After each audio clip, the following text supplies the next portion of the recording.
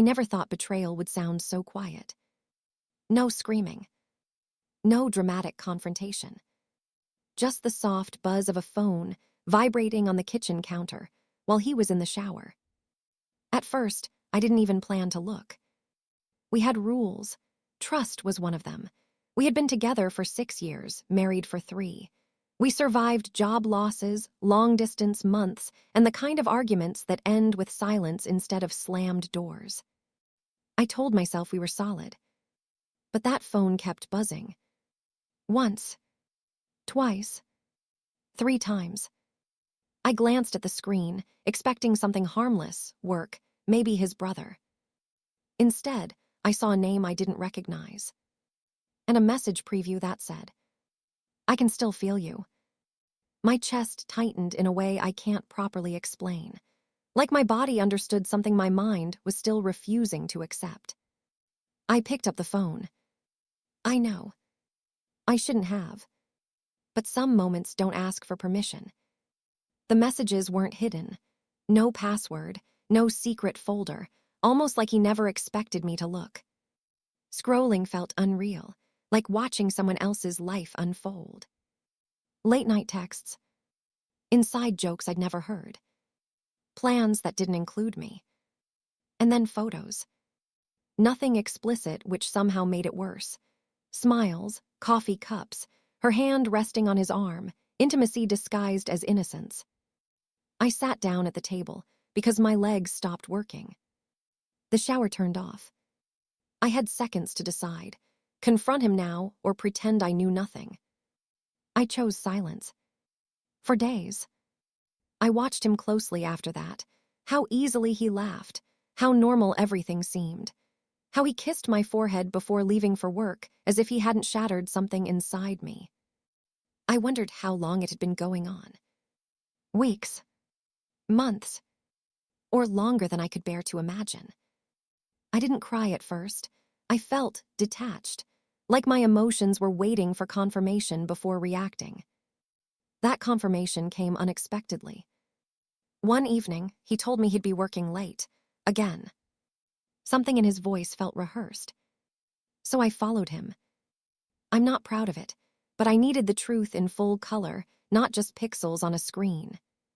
He didn't go to the office.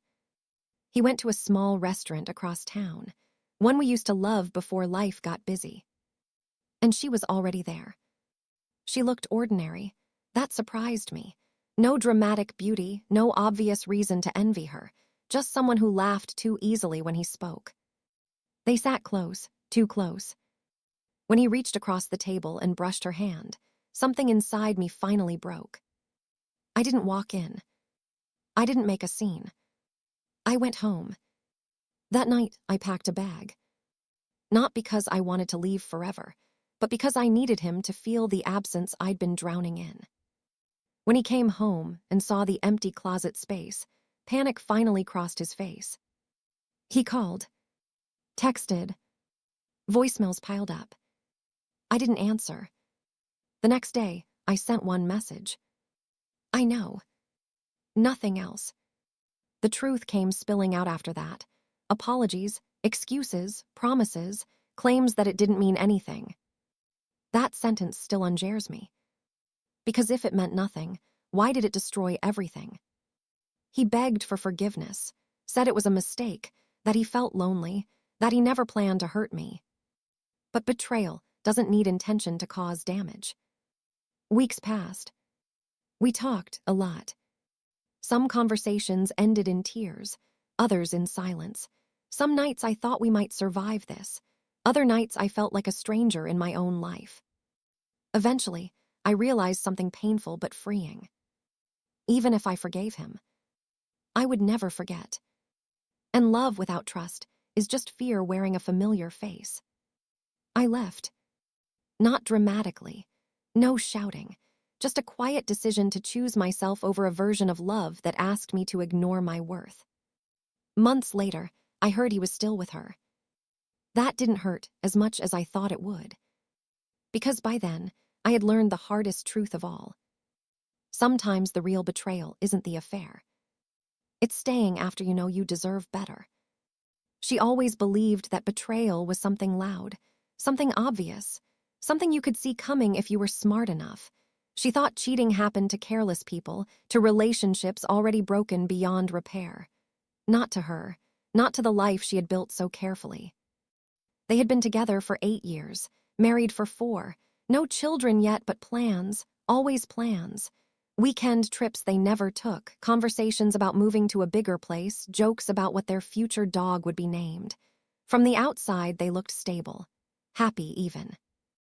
And maybe that was the problem. The first sign wasn't a message. It wasn't lipstick on a collar or a late-night confession. It was distance. Subtle, quiet distance that crept into everyday moments. He stopped asking how her day was, stopped telling her about his. When she spoke, he listened just enough to respond, not enough to care. She told herself it was stress. Work had been hard on him. Life gets busy. Love evolves. These were the lies people tell themselves when the truth feels too dangerous. The night everything changed was painfully ordinary. They were sitting on opposite ends of the couch. A movie played, neither of them watching. His phone lit up. He smiled, just for a second, but it was a smile she hadn't seen in months. That smile didn't belong to her.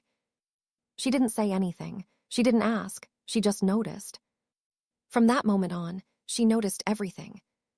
How he angled his phone away. How he showered immediately after coming home. How he suddenly cared about his appearance again, new shirts, new cologne, a different version of himself she wasn't invited to know. She tried to confront him gently, asked if something was wrong, if they were okay. He said yes too quickly. The truth finally revealed itself by accident, or fate, or cruelty, she still isn't sure which. She borrowed his laptop to order groceries. His email was already open. A notification popped up in the corner of the screen. Last night was a mistake, or maybe it was. Her heart began to race before her mind could catch up. She clicked. The emails weren't romantic in a dramatic way. They were worse. Familiar, comfortable, filled with shared moments, inside jokes, and quiet longing. The kind of intimacy that doesn't happen overnight. This wasn't an affair fueled by lust.